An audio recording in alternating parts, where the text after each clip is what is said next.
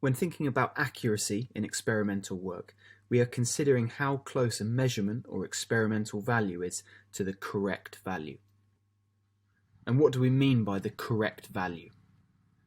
Well, the correct value could be a theoretical value that we've calculated before the investigation, or it might be an accepted value found in scientific literature, which will require you to do a bit of research.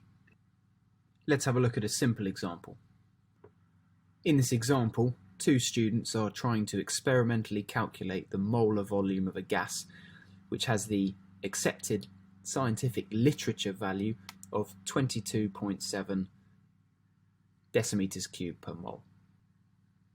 Student 1, after their experiment, calculates the value to be 22.4 decimeters cubed per mole. Student 2 gets an experimental value of 22.9 decimeters cubed per mole.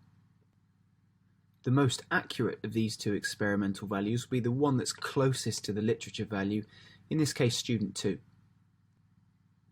However, in IB chemistry, we want to quantify how close these values are to the literature value by calculating something called percentage error. In order to do this, I use the following formula.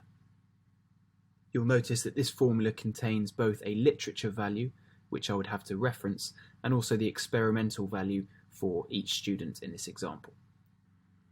If I plug the appropriate values in for student 1, I find they have a percentage error of 1.3.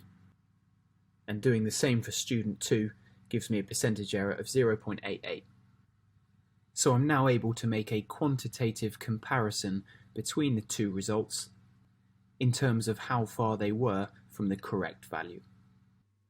One additional point to note in the formula I've used is the modulus function, which is the straight lines here and here, which means that I'm always going to give my answer as a positive number, because we're normally concerned with how far from the correct value our experimental results are, and not necessarily the direction. Let's now do a quick summary of the key points in this video. The term accuracy is a consideration of how close a measurement or experimental value is to the correct value.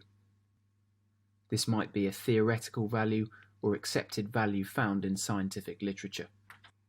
And importantly, we can quantify how accurate our results are using the following formula.